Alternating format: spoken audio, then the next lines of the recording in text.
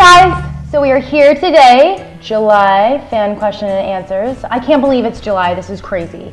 It honestly feels like time is just flying by. And I actually remember when I was younger, my parents would always be like, stop wanting to age yourself because when you get older, time is gonna fly. And I'd always be like, no, Christmas is so far away. But now I get it. So I'm sorry, Mom and Dad. Should have always wanted to stay 16. Anyways, we are here today doing July question and answers, and thank you guys again for sending in all of your questions. I love doing these videos because I get to answer them and we get to know each other a little bit better. So, without further ado, love saying that, let's start. Maya Verma said, Shay Mitchell, if you could play a part of any TV show, movie, which one and what role would you want to play?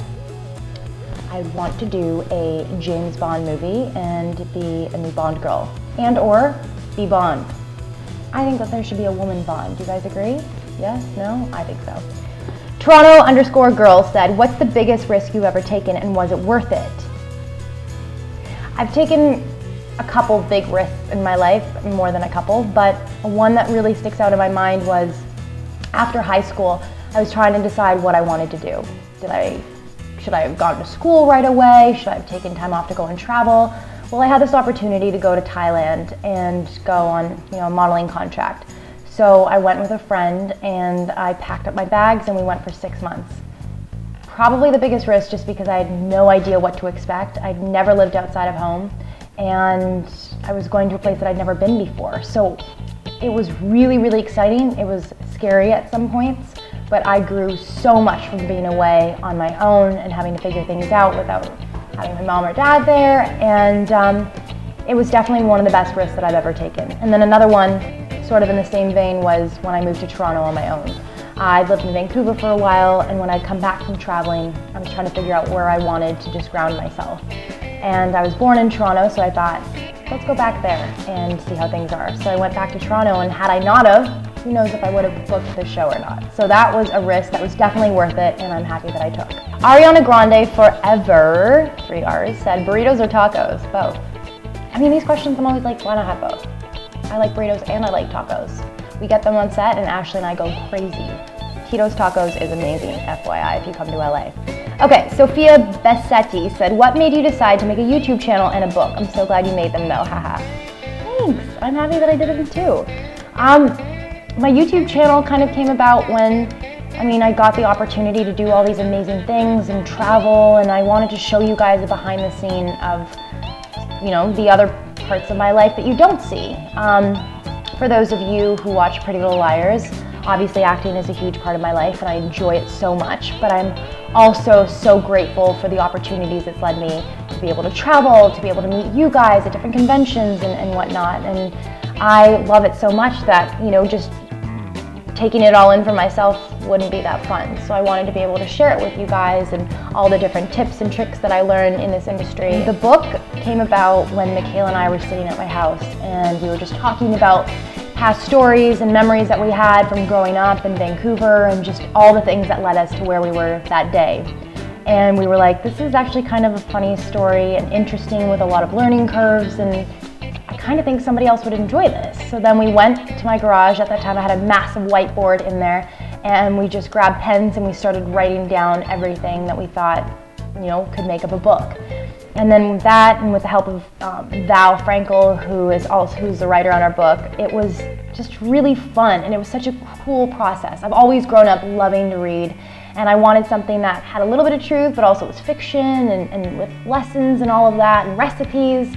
And it was just another extension of myself and Michaela that I really wanted to share with you guys. So that is how Bliss came about, which comes out in October. I'm very excited for you guys to be able to read it. The Alley 1010, what's your favorite makeup item? I'm actually very big on sunscreen and tinted moisturizers. There's a couple that I use. I love Tarte's BB cream and tinted moisturizer. Jouer also has another great tinted moisturizer. That's what I use on set and in my real life, so I like to mix the two and use that. It's just really great because you get the SPF, you get the coverage, and you're moisturizing at the same time. So for somebody like me that's always like on the go and I just want to grab one thing, it's easy, breezy, and yeah. Naima Rosie said, what inspired you to audition for Pretty Little Liars? Well, I was living in Toronto at the time. I was acting and putting myself on tape for different shows, and I read the script of Pretty Little Liars and I loved it. Then I found out it was a book series, and then I read the books, and I was just really excited about the whole project, and I loved the character that I was auditioning for. So that is why I was like, this is a no-brainer. I'm gonna put myself on tape and fight for this role. Greta Oxtate tight. Sorry. Have you ever thought about doing Dancing with the Stars? Who would you want to get as a partner? I would love to do Dancing with the Stars. I love that show. I follow it every single season, as do my parents. If I were to do it, I would definitely be partnered with Val. Val, if you're watching, you and me, buddy, you and me.